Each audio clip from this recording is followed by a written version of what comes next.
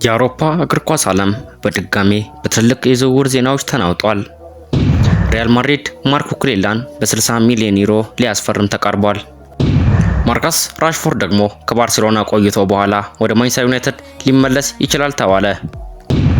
ማንቸስተር ዩናይትድ የፒኤስጂውን ኮከብ ብራድሊ ባርኮላን ለማስፈረም ውይይት ጀምሯል። አርሰናል የ18 ዓመቱን ትልቅ ባለተሰጥኦ አዩብ ቦአዲን ለማምጣት የተንቀሳቀሰ ነው። ማንቸስተር ሲቲ ደግሞ 70 ሚሊዮን ዩሮ የሚገመተውን ጃሬድ ብራያንትዌይትን እየተከታተለ ነው ተብሏል። ታዲያ ከነዚህ ዝርዝሮች ውስጥ የትኛው እውን ይሆናል? የትኛውስ የዚህ ክረምት ትልቁ ዝውውር ይሆናል?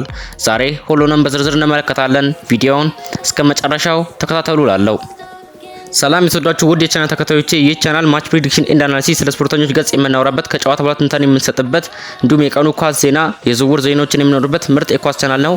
እኔ ሚሊጌች ፉትቦል ባላለው ቻናሉን ሰብስክራይብ፣ ላይክ እና ደወሏን ተጫኑ። አብራችሁን ቆዩ። ማርክ ኩኩሬላ ወደ ሪያል ማድሪድ ተብሏል። የሪያል ማድሪድ አዲስ ጋላክቲኮስ እየገነባ ነው። ዛሬ የምናቀርብላችሁ ዜና በአውሮፓ እግር ኳስ ዓለምን ያነጋገረና ብዙ ደጋፊዎችን ያስገረመ ትልቅ የዝውውር ዜና ነው። ሪያል ማድሪድ በዚህ የበጋ ዝውውር ገበያ ትልቅ እንቅስቃሴ እያደረገ ሲሆን አሁን ደግሞ የቼልሲውንና የስፔን ብሔራዊ ቡድን ተከላካይ ማርክ ኩኩሬላን ማስፈረሙ ተነግሯል። የዝውውሩ ዋጋ 55 ሚሊዮን ዩሮ ሲሆን ተጨማሪ 5 ሚሊዮን ዩሮ በጉርሻዎች ሊጨመር ይችላል።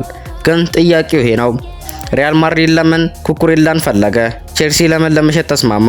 እና ይህ ዝውውር በሪያል ማድሪድ ወደፊት ፕሮጀክት ውስጥ ምን ማለት ነው? ዛሬ ሁሉንም በዝርዝር እንመለከታለን። ማርክ ኩኩሬላ ማን ነው ስንል፣ ማርክ ኩኩሬላ በ1998 በስፔን የተወለደ ተጫዋች ሲሆን የእግር ኳስ ጉዞውን በታዋቂው የባርሴሎና አካዳሚ ላማሲያ ጀምሯል። በወጣትነቱ ብዙዎች ትልቅ ተስፋ የሚጣልበት ተጫዋች እንደሆነ ይናገራሉ ነበር። ከዚያ በኋላ ጋታፌ ውስጥ አስደናቂ ብቃት አሳይቶ ወደ ፕሪሚየር ሊግ ተዘዋወረ። ብራይተን ውስጥ ያሳየው ብቃት ብዙ ክለቦችን አስደነቀ። በ2022 ቼልሲ ከ60 ሚሊዮን ፓውንድ በላይ በሆነ ገንዘብ አስፈረመው። በመጀመሪያ ወቅት ከፍተኛ ትችት ቢደርስበትም በኋላ ግን ወደ ቀድሞ አቋሙ ተመልሶ ከቼልሲ ዋና ተጫዋቾች አንዱ ሊሆን ችሏል። አሁን ጥያቄው አንድ ነው። ሪያል ማድሪድ ለምን ኩኩሬላን ይፈልጋል? ሪያል ማድሪድ በዚህ ወቅት ቡድኑን እያደሰ ይገኛል። በተለይ በመከላከል ክፍሉ ውስጥ ተጨማሪ ጥራትና ጥልቀት ማስገባት ይፈልጋል። ኩኩሬላ የሚያቀርበው ነገር ከመከላከል በላይ ነው። ፈጣን ነው። በአንድ ለአንድ መከላከል ጠንካራ ነው። ወደፊት በመሄድ አደገኛ ነው። በፕሬስ ሲደረግ ኳስ ማስቀመጥ ይችላል። በብዙ የመከላከል ቦታዎች መጫወት ይችላል። ዘመናዊ አሰልጣኞች የሚፈልጉትን አይነት ተጫዋች ነው። ስለዚህ ሪያል ማድሪድ በእርሱ ላይ ትልቅ እምነት አሳይቷል። 55 ሚሊዮን ዩሮ ተገቢ ነው ወይ ስንል ብዙ ደጋፊዎች ይህን ጥያቄ የጠየቁ ነው። 55 ሚሊዮን ዩሮ ለግራ ተከላካይ ብዙ ገንዘብ ይመስላል። ነገር ግን የዛሬውን የዝውውር ገበያ ስንመለከት የ26 ወይም 27 ዓመት እድሜ ያለው በፕሪሚየር ሊግ የተረጋገጠ በብሔራዊ ቡድን የሚጫወት ተጫዋች ለዚህ ዋጋ መሸጡ እንደ ትልቅ አስገራሚ ነገር አይታየም። ሪያል ማድሪድ ለዛሬ ብቻ ሳይሆን ለቀጣይ 5 ወይም 6 ዓመታት እያሰበ ነው።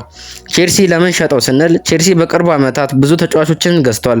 ይህም ቡድኑ በአንዳንድ ቦታዎች የተጫዋቾች ብዛት እንዲኖሩ አድርጓል። እንዲሁም ቼልሲ አዳዲስ ዝውውሮችን ለማድረግ ገንዘብ መሰብሰብ ይፈልጋል። ስለዚህ ከ55 ሚሊዮን ዩሮ በላይ የሚያስገባ ውል ሲመጣ ለመደራደር ፈቃደኛ ሆኗል። አዲሱ የሪያል ማድሪድ ፕሮጀክት ሪያል ማድሪድ በዚህ ክረምት ብቻ አንድ ወይም ሁለት ተጫዋቾችን ማስፈረም አይፈልግም። የአውሮፓ እግር ኳስን ለብዙ ዓመታት የሚቆጣጠር ቡድን መፍጠር ይፈልጋል። በቡድኑ ውስጥ የቀድሞውን ያለ ደረጃ ተጫዋቾች አሉ። አሁን ደግሞ እንደ ኩኩሬላ ያሉ ልምድና ጥራት ያላቸው ተጫዋቾችን በማስገባት የቡድኑን ጥልቀት ለማሳደግ እየሰራ ነው። በተለይ ቻምፒየንስ ሊግ እና ላሊጋ ለማሸነፍ በሁሉም ቦታ 2 ወይም 3 ከፍተኛ ደረጃ ተጫዋቾች እንዲኖሩ ይፈልጋል። እንግዲህ የማርክ ኩኩሬላ ወደ ሪያል ማድሪድ ዝውውር በዚህ መልኩ ይታያል።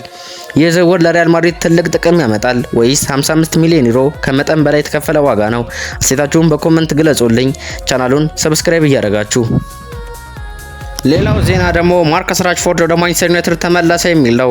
የኦልድ ትራፎርድ ልጅ አዲስ እድል ያገኛል። ማርከስ ራሽፎርድ ወደ ማንቸስተር ዩናይትድ ሊመለስ ይችላል። ከወራት በፊት ከክለቡ የወጣ የሚመስለው ራሽፎርድ አሁን ደግሞ በኦልድ ትራፎርድ አዲስ ውል ሊያገኝ እንደሚችል ሪፖርቶች እያወጡ ነው። ባርሴሎና የቋሚ ግዢ አማራጩን ካልተጠቀመ በኋላ ራሽፎርድ በይፋ ወደ ማንቸስተር ዩናይትድ ይመለሳል። ግን ጥያቄው አንድ ነው። ራሽፎርድ እንደገና የዩናይትድ ኮከብ ሊሆን ይችላል ወይስ የመመለስ ጊዜው ነው? ማርከስ ራሽፎርድ እና ማንቸስተር ዩናይትድ። ማርከስ ራሽፎርድ ለብዙ ደጋፊዎች ተራ ተጫዋች አይደለም። ከ7 ዓመቱ ጀምሮ በማንቸስተር ዩናይትድ አካዳሚ ያደገ ተጫዋች ነው። በ2016 ለመጀመሪያ ጊዜ ሲጫወት 2 ጎሎችን አስቆጥሮ የእግር ኳስን ዓለም አስደነቀ። ከዛ በኋላ በዩናይትድ ማሊያ በመቶዎች የሚቆጠሩ ጨዋታዎችን አድርጓል። ብዙ ጎሎችንም አስቆጥሯል። በተለይ በፈጣን ሩጫው፣ በአጨራረሱና በትልልቅ ጨዋታዎች ውስጥ የሚያሳየው ብቃት የደጋፊዎች ተወዳጅ ሆኖ ነበር። ነገር ግን ምን ተፈጠረ ስንል ከአንድ ወቅት በኋላ የራሽፎርድ አቋም መውረድ ጀመረ። የጎል ቁጥሩ ቀነሰ፣ በሜዳ ላይ ያለው ተጽዕኖ ቀነሰ፣ ደጋፊዎችን መተቸት ጀመሩ። በክለቡ ውስጥ ያለው ጫና፣ የቡድኑ ውጤትና የግል አቋሙ አንድነት ተደምረው ችግሩ ፈጠሩ። በመጨረሻም ከክለቡ ርቆ አዲስ ፈተና እንዲሞክር ወደ ባርሴሎና በውሰት አቀና። ብዙዎች ራሽፎርድ በባርሴሎና እንዳይሳካ ይጠብቁ ነበር። ነገር ግን በስፔን ያሳየው ብቃት ብዙዎችን አስደነቀ። በውድድር ዘመኑ 14 ጎሎችና 14 አሲስቶች አድርጓል ተብሏል። ይህ ቁጥር ለአንድ የውሰት ተጫዋች በጣም ጥሩ ነው። ብዙ የባርሴሎና ደጋፊዎች እንዲቆይ ይፈልጉ ነበር። ነገር ግን ክለቡ ሌሎች ኢላማዎችን በመመልከት የቋሚ ግዢ አማራጩን አልተጠቀምበትም። ሚካኤል ካሪክ ራሽፎርድን ይፈልገዋል። እንደ ወጡ ሪፖርቶች ከሆነ አሰልጣኙ ሚካኤል ካሪክ ራሽፎርድን እንደገና በቡድኑ ውስጥ ለማየት ፈቃደኛ ነው። ከክለቡ ሲኒየር ተጫዋቾችን ጋር ውይይት አድርጓል ተብሏል። ራሽፎርድ አሁንም በጥሩ እድሜ ላይ ነው። እንዲሁም የክለቡን ባህልና ጫና በሚገባ ያውቃል። ስለዚህ አዲስ ፈራሚ ከማምጣት ይልቅ ራሽፎርድን ማደስ የተሻለ ምርጫ ነው ብለው የሚያስቡ አሉ። ራሽፎርድ ይቆያል ወይስ ይሸጣል ስንል ጠየቀን። ይህ አሁን ትልቁ ጥያቄ ነው። ለማንቸስተር ዩናይትድ በዚህ ክረምት ብዙ ዝውውሮችን ለማድረግ ይፈልጋል። ክለቡ ተጨማሪ ገንዘብ ማግኘቱም ተናግሯል። ነገር ግን አዳዲስ ተጫዋቾች ለማስፈረም በመጀመሪያ አንዳንድ ተጫዋቾችን መሸጥ ሊያስፈልገው ይችላል። ራሽፎርድ በአዲሱ እቅድ ውስጥ ቦታ ካገኘ ይቆያል፣ ካልሆነ ግን ሌላ ክለብ ሊፈልግ ይችላል። ራሽፎርድ የድሮ አቋሙን መመለስ ይችላል። ብዙ ደጋፊዎች አሁንም በእርሱ ያምናሉ፣ ምክንያቱም ራሽፎርድ በቀድሞ ዓመታት 30 ጎሎች የደረሰ ተጫዋች ነው። በፍጥነቱና በጎል አጨራረሱ ጨዋታ መቀየር ይችላል። ከባርሴሎና ቆይታው በኋላ የተሻለ እምነትና ልምድ ይዞ መመለሱ ዩናይትድን ሊጠቅም ይችላል። አንዳንዶች ግን የራሽፎርድ ጊዜ በኦልድ ትራፎርድ አልቋል ብለው ያምናሉ። ስለዚህ ይህ ክረምት ለእርሱ በጣም ወሳኝ ይሆናል። እንግዲህ የማርከስ ራሽፎርድ ወደ ማንቸስተር ዩናይትድ መመለስ በእግር ኳስ ዓለም ትልቅ ውይይት ፈጥሯል። እርሱ እንደገና የዩናይትድ ኮከብ ሊሆን ይችላል ወይስ ይህ የመጨረሻ ሰላምታ ይሆናል? አስተያየታችሁን በኮሜንት ገለጹልኝ። ቪዲዮውን ላይክም ሰብስክራይብም እያደረጋችሁ ሌላው ደግሞ እዛው ማንቸስተር ቤት ብራድሊ ባርኮላ ወደ ማንቸስተር ዩናይትድ አቀና። ዩናይትድ የፈረንሳይ ኮከብ ሊያስፈርም ነው። ማንቸስተር ዩናይትድ ከፓሪስ ሴንት ጀርመን ኮከብ ብራድሊ ባርኮላ ጋር ውይይት ጀምሯል። የዜና ከወጣ በኋላ የዩናይትድ ደጋፊዎች በጣም ተደስተዋል። ምክንያቱም ባርኮላ በአውሮፓ እግር ኳስ ውስጥ ከሚገኙ በጣም ተስፋ ሰጪ ወጣት የክንፍ ተጫዋቾች መካከል አንዱ ነው። ነገር ግን ይህ ዝውውር እውን ይሆናል ወይ ስንል ጠየቅን። ፒኤስጂ በቀላሉ ይለቀዋል። ሌሎች ትልልቅ ክለቦች ለምን እየተፎካከሩበት ነው? ዛሬ ሁሉንም በዝርዝር እንመለከታለን። ብራድሊ ባርኮላ ማን ነው ስንል ብራድሊ ባርኮላ የፈረንሳይ ወጣት ኮከብ ነው። በልጅነቱ የእግር ኳስ ጉዞውን በኦሎምፒክ ሊዮን ጀምሯል። በሊዮን አካዳሚ ውስጥ አድጎ ወደ ዋናው ቡድን ሲያድግ በጣም ፈጣን እድገት አሳይቷል። ፍጥነቱ፣ ድሪብሉ፣ ተከላካዮችን የማለፍ ችሎታውና ጎል የመፍጠር ብቃቱ ብዙ ትልቅ ክለቦችን አስደነቀ። ፒኤስጂ በመጨረሻ እርሱን በትልቅ ገንዘብ አስፈረመው። ከዚያ በኋላም በፈረንሳይ ሊግና በቻምፒየንስ ሊግ ጥሩ ብቃት አሳይቷል። ለምን ከፒኤስጂ መውጣት ይፈልጋል ስንል ደግሞ እንደ ሪፖርቶች ከሆነ ባርኮላ በውድድር ዘመኑ መጨረሻ ወሳኝ ጨዋታዎች ላይ በቂ መጫወት እድል አላገኘም። በተለይ በቻምፒየንስ ሊግ ወሳኝ ጨዋታዎች ላይ በተጠበቀው መጠን አልታየም ተብሏል።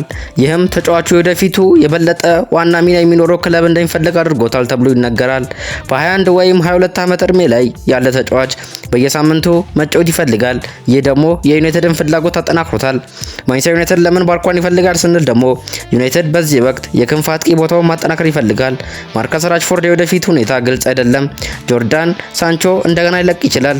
አንቶኒ ደግሞ የሚቆይ ወይም የሚሄድ ግልጽ አይደለም። ስለዚህ ዩናይትድ ክንፍ አጥቂ ቦታ አዲስ ኮከብ ይፈልጋል። ባርኮላ የሚያቀርበው ፍጥነት፣ ድሪብል፣ ጎል መፍጠር፣ አሲስት ማድረግ፣ ወጣት እድሜ፣ የወደፊት ፕሮጀክት፣ እነዚህ ሁሉ ዩናይትድ የሚፈልጋቸው ነገሮች ናቸው። ነገር ግን ዩናይትድ ብቻ አይደለም፣ ባርኮላን የሚፈልጉ ክለቦች ብዙ ናቸው። ሪያል ማድሪድ፣ ባየር ሙኒክ፣ ባርሴሎና፣ አትሌቲኮ ማድሪድ፣ ኢንተር ሚላን፣ ናፖሊ፣ ሁሉም ክለቦች የተጫዋቹን ሁኔታ የተከታተሉ ነው። ይህ ማለት ዩናይትድ ዝውውሩን ለማጠናቀቅ ከፍተኛ ጥረት ማድረግ ይኖርበታል ማለት ነው። ዋጋው ስንት ይሆናል ስንል ፒኤስጂ በቅርብ ለመሸጥ አይፈልግም። ተጫዋቹ ገና ወጣት ነው። ኮንትራቱም ረጅም ጊዜ ቀረዋል። ስለዚህ የዝውውሩ ዋጋ 70 እስከ 100 ሚሊዮን ዩሮ ሊደርስ ይችላል ተብሎ ይገመታል። ይህ ለዩናይትድ ትልቅ የፋይናንስ ውሳኔ ይሆናል። ባርኮላ ለማንቸስተር ዩናይትድ ተገቢ ፈራሚ ነው ወይስ ስንል ጠየቅን። በብዙ የእግር ኳስ ባለሙያዎች እይታ አዎን ነው። ምክንያቱም ዩናይትድ ለብዙ ዓመታት የሚያገለግል ወጣት ኮከብ ይፈልጋል። ባርኮላ ደግሞ እድሜው፣ ብቃቱና አቅሙ ሲታይ በፕሪሚየር ሊግ ውስጥ ትልቅ ስኬት ሊያሳካ ይችላል። ብዙ ደጋፊዎችም እርሱን ከወዲሁ እንደ ወደፊቱ የዩናይትድ ኮከብ ማየት ጀምረዋል። እንግዲህ ብራድሊ ባርኮላ ወደ ማንቸስተር ዩናይትድ የሚያደርገው ዝውውር በዚህ ክረምት በጣም ከሚከታተሉት ዝውውሮች አንዱ ይሆናል። ዩናይትድ ይህን ዝውውር መጥናቅ ይችላል ወይስ ሌላ ትልቅ ኮከብ ተጫዋቹን ይቃወመዋል? አስተያየታችሁን በኮመንት ግለጹልኝ። ሌላው ደግሞ በለንደን ምድር አዩብ ቦአዲ ወደ አርሰናል ሊመጣ ነው። አርሰናል የሞሮኮን ወጣት ኮከብ ሊያስፈርም ነው። አርሰናል ከሊል ወጣት ኮከብ አዩብ ቦአዲ ጋር ውይይት ጀምሯል። በ18 ዓመቱ ብቻ ያለው ይህ ወጣት ተጫዋች በአውሮፓ እግር ኳስ ውስጥ ከሚገኙት በጣም ተስፋ ሰጪ የመሃል ሜዳ ተጫዋቾች መካከል አንዱ ተብሎ ይታሰባል። ነገር ግን ይህ ዝውውር ለምን አስፈላጊ ነው? ሚኬል አርቴታ ለምን በእርሱ ላይ እንዲህ ትልቅ ፍላጎት አሳየ? እና ለምን ሪያል ማድሪድ፣ ፒኤስጂ እና ቼልሲ እንዲሁም በእርሱ ላይ የተፎካከሩ ነው? አዩብ ቦአዲ ማን ነው ስንል አዩብ ቦአዲ በፈረንሳይ የተወለደና ለሞሮኮ የሚጫወት ወጣት ተጫዋች ነው። በሊል አካዳሚ ውስጥ ያደገ ሲሆን በታናሽ እድሜው ወደ ዋና ቡድን ማደግ ችሏል። ብዙ የእግር ኳስ ባለሙያዎች እርሱን የወደፊቱ የዓለም ደረጃ የመሃል ሜዳ ተጫዋች ብለው ይገልጹታል። በኳስ ቁጥጥር፣ በማለፊያ ኳሶች፣ በጨዋታ ንባብና በመሃል ሜዳ ግፊትን በመቋቋም እጅግ ጎበዝ ነው። ብዙዎች ከቀድሞ የፈረንሳይ ኮከቦች ጋር እያነጻጸሩት ይገኛሉ። ለምን አርሰናል ይፈልገዋል ስንል ሚኬል አርቴታ በቅርብ ዓመታት ወጣት ተጫዋቾችን በማሳደግ ታዋቂ ሆኗል። ቡካዮ ሳካ፣ ገብርኤል ማርቲኔሊ እና ኢታን ንዋኔሪ የዚህ ምሳሌዎች ናቸው። አሁን ደግሞ አርቴታ የመሃል ሜዳውን ለቀጣይ 10 ዓመታት የሚመራ ተጫዋች መፈለጉ ተነግሯል። ቦአዲ ደግሞ የሚያቀርበው ኳስ ቁጥጥር፣ ረጅምና አጭር ማለፊያዎች፣ ጨዋታ መገንባት፣ የመከላከል ብቃት፣ ወጣት እድሜ፣ ትልቅ የወደፊት አቅም፣ ይህ ሁሉ አርሰናል የሚፈልገው ነው። በዓለም ዋንጫው ያሳየው ብቃት ቦአዲ በቅርብ በሞሮኮ ብሔራዊ ቡድን ውስጥ እድል አግኝቶ ተጫውቷል። በተለይ በብራዚል ላይ ባሳየው ብቃት ብዙ ስካውቶችን አስደንቋል። 18 ዓመት እድሜ ላይ ያለው ተጫዋች በእንደዚህ ያሉ ትልቅ ጨዋታዎች ላይ ተረጋግቶ መጫወቱ ክለቦች የበለጠ እንዲፈልጉት አድርጎታል። አርሰናል ብቻ አይደለም፣ ይህ የዝውውር ውድድር ቀላል አይሆንም። ምክንያቱም በቦአዲ ላይ ፍላጎት ያላቸው ክለቦች በአውሮፓ ትልልቆቹ ናቸው። ሪያል ማድሪድ፣ ፓሪስ ሰንት ጀርመን፣ ቼልሲ፣ አርሰናል። እነዚህ ክለቦች ሁሉ ተጫዋቹን በቅርብ እየተከታተሉት ነው። ስለዚህ አርሰናል ተጫዋቹን ለማስፈረም ፈጣንና ጠንካራ እርምጃ መውሰድ ይኖርበታል። የዝውውሩ ዋጋ ሲገለጽ ሊል ተጫዋቹን በቅርቡ ለመሸጥ አይፈልግም። በቅርቡ ኮንትራቱን እስከ 29 ድረስ አራዝሟል። ይህም ክለቡ በድርድር ላይ ጠንካራ አቋም እንዲይዝ ያደርገዋል። ሪፖርቶች እንደሚያሳዩት ከሆነ ሊል 60 ሚሊዮን ፓውንድ አካባቢ ሊጠይቅ ይችላል። 18 ዓመት ተጫዋች ይህ ትልቅ ገንዘብ ነው። ነገር ግን አርሰናል የወደፊት ኮከብ እንደሆነ ካመነ ሊከፍለው ይችላል። ቦአዲ ለአርሰናል ተገቢ ፈራሚ ነው። ብዙ ባለሙያዎች አዎን ይላሉ። ምክንያቱም አርሰናል በአሁኑ ጊዜ ለዛሬ ብቻ ሳይሆን ለወደፊትም እየገነባ ያለ ቡድን ነው። ቦአዲ በአርቴታ ስር ከተሻሻለ በአውሮፓ ካሉ ምርጥ የመሃል ሜዳ ተጫዋቾች አንዱ ሊሆን ይችላል። አርሰናል ደጋፊዎችም እርሱን የወደፊቱ የመሃል ሜዳ መሪ ማየት ጀምረዋል። እንግዲህ አዩብ ቦአዲ ወደ አርሰናል የሚያደርገው ዝውውር በዚህ ክረምት በጣም ከሚያነጋግሩ ዜናዎች አንዱ ሆኗል። አርሰናል ይህን ወጣት ኮከብ ማስፈረም ይችላል ወይስ ሪያል ማድሪድ ወይም ፒኤስጂ ይቀማዋል? አስተያየታችሁን በኮመንት ግለጹልኝ። ላይክ፣ ሰብስክራይብ እና ደውሏን መጫን አትርሱ። ወደ ቀጣይ የዝውውር ዜና አልፋለሁ። ጃሬድ ብራንዝዌይት ወደ ማንቸስተር ሲቲ ፔፕ ጋርዲዮላ የመከላከያ መሪውን አግኝቷል ተብሏል። ማንቸስተር ሲቲ የኤቨርተን ተከላካይ ጃሬድ ብራንዝዌይትን ለማስፈረም የተንቀሳቀሰ ነው። ፔፕ ጋርዲዮላ ቡድኑን እንደገና ለማደስ የተዘጋጀ ሲሆን ከፊት ለፊቱ የማንቸስተር ሲቲ መከላከል የሚመራ ተጫዋች እየፈለገ ነው ተብሏል እና ያ ተጫዋች ጃሬድ ብራንዝዌይት ሊሆን ይችላል። ግን ለምን ሲቲ እሱን ፈለገ? ኤቨርተን ለምን 70 ሚሊዮን ፓውንድ ይጠይቃል? ማንቸስተር ዩናይትድ እና ባየር ሙኒክ ደግሞ ለምን እየተፋከሩበት ነው? ዛሬ ሁሉንም በዝርዝር እንመለከታለን። ጃሬድ ብራንዝዌይት ማን ነው ስንል ጃሬድ ብራንዝዌይት የእንግሊዝ ወጣት ማዕከላዊ ተከላካይ ነው። በኤቨርተን ውስጥ በጣም ፈጣን እድገት ያሳየ ተጫዋች ነው። ቁመቱ ረጅም ነው። በአየር ላይ ጠንካራ ነው። ኳሱ በእግሩ ይዞ መውጣት ይችላል። ፍጥነቱም ለቁመቱ እጅግ ጥሩ ነው። በዘመናዊ እግር ኳስ የሚፈለግ የማዕከላዊ ተከላካይ ሁሉንም ባህሪያት አሉት። ብዙ ባለሙያዎች የእንግሊዝ ብሔራዊ ቡድን የወደፊት ዋና ተከላካይ ነው ብሎ ያምናሉ። ማንቸስተር ሲቲ ለምን ይፈልገዋል ስንል ማንቸስተር ሲቲ በቅርብ ዓመታት በአውሮፓ በጣም ስኬታማ ክለብ ሆኗል። ነገር ግን የቡድኑ አንዳንድ ተጫዋቾች እየሸመገሉ ነው። በተለይ የመከላከል ክፍሉ ለወደፊት እቅድ መስራት ይፈልጋል። ጆን ስቶንስ በተደጋጋሚ ጉዳት አጋጥሞታል። ናታን አኬና ማኑኤል አካንጂ ደግሞ ወደ 30 ዓመት እየተጠጉ ነው። ስለዚህ ፔፕ ጋርዲዮላ ለቀጣይ 7 ወይም 8 ዓመታት የሚያገለግል ተከላካይ ይፈልጋል። ብሬንትዌይት ደግሞ ይህን መስፈርት በሙሉ ያሟላል። በፔፕ ጋርዲዮላ ስል እንዴት ይጫወታል? ፔፕ ጋርዲዮላ ተከላካዮቹ ኳስ መጫወት እንዲችሉ ይፈልጋል። ለእርሱ ተከላካይ መከላከል ብቻ በቂ አይደለም፣ ጨዋታ መገንባትም አለበት። ብሬንትዌይት በዚህ በኩል በጣም ጥሩ ነው። ረጅም ማለፊያዎች ይሰጣል። ከኋላ ጨዋታ መጀመር ይችላል። ግፊት ሲደረግበት ኳሱን አያጣም። ይህም ለሲቲ የሚፈለገው አይነት ተጫዋች ያደርገዋል። ማንቸስተር ዩናይትድና ባየር ሙኒክ ለምን ይፈልጉታል? ማንቸስተር ዩናይትድ ከረጅም ጊዜ ጀምሮ ብሬንትዌይትን ሲከታተል ቆይቷል። የዩናይትድ ደጋፊዎች እርሱን ከክለቡ ጋር ሲያገናኙት ብዙ ጊዜ ተሰምቷል። ባየርን ሙኒክ ደግሞ የመከላከል ክፍሉን ለማጠናከር ይፈልጋል።